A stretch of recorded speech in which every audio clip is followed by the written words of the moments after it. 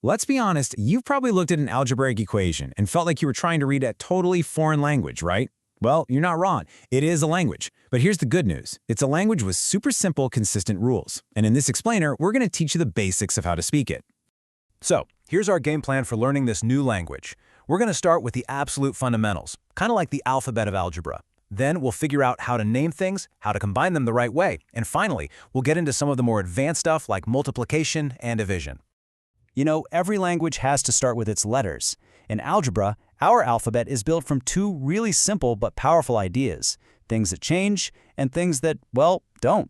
We call them constants and variables. First up, we've got constants. And honestly, these are the easy ones. A constant is just a number. Its value is totally fixed. It's reliable. It never, ever changes. 8 is always going to be 8. -15 is always going to be -15. Simple as that.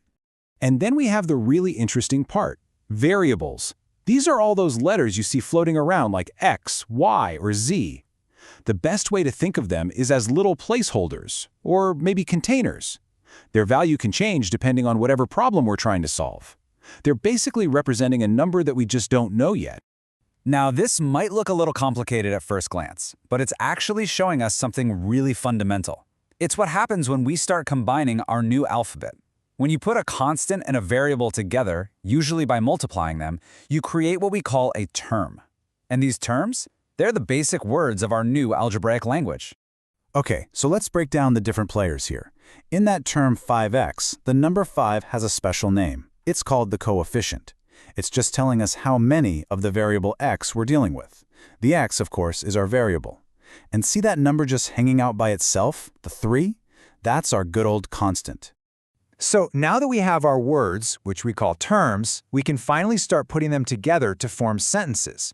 In algebra, we do that by linking terms with plus or minus signs, and we call these sentences expressions. And what's cool is we have a really simple system for naming these expressions. It's all based on Greek and Latin prefixes. An expression with just one term is a monomial, mono for one. If it has two terms, it's a binomial, like a bicycle has two wheels. So you can probably guess, an expression with 3 terms is a trinomial. Okay, let's try a quick one. Take a look at this expression. How many different terms do you see? We've got 5x cubed, that's 1. Then we have a negative 8xy, that's 2. And a positive 7y squared, that makes 3. So 3 terms makes it you got it, a trinomial. See? Easy. Now, every language needs grammar, right? It needs rules for how to put words together correctly. Well, the most important grammar rule in all of algebra is something called combining like terms. This is how we simplify our algebraic sentences to make them way clearer and easier to handle.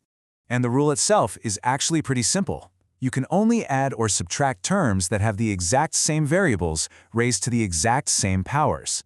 It's just like apples and oranges. You can add 6 apples and 15 apples, no problem, but you can't add 5 apples and 8 oranges. In the examples here, all the terms with xy squared are apples, but a term with x squared y, that's an orange. They're different, so you can't combine them. The process for doing this is super methodical. Step 1, you find and group all your like terms together. All the apples in one pile, all the oranges in another. Step 2, you just add or subtract their coefficients, the numbers out in front. And for subtraction, there's just one little trick. You flip the sign of every single term you're subtracting, and then you just add like normal. And this right here is a pro tip for keeping things organized, especially with subtraction. It's called the vertical method. You can see how the like terms are all lined up perfectly in columns. This makes it so much easier to see what you're doing. You just change the signs on that bottom row and then add straight down each column. It's a fantastic way to avoid making little mistakes. All right, so we've pretty much mastered the basic grammar of adding and subtracting. Now it's time to level up.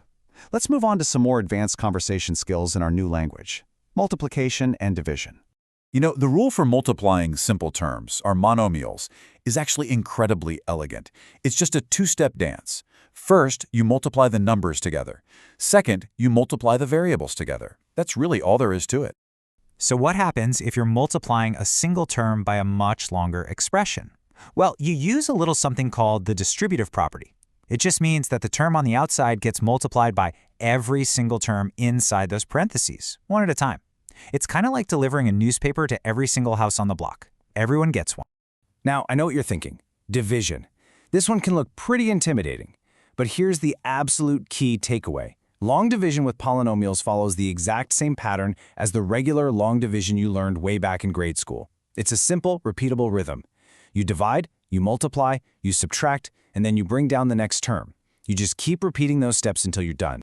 So there we have it. We've learned the alphabet, constants and variables. We've learned the words, terms, and we've learned the grammar for combining them.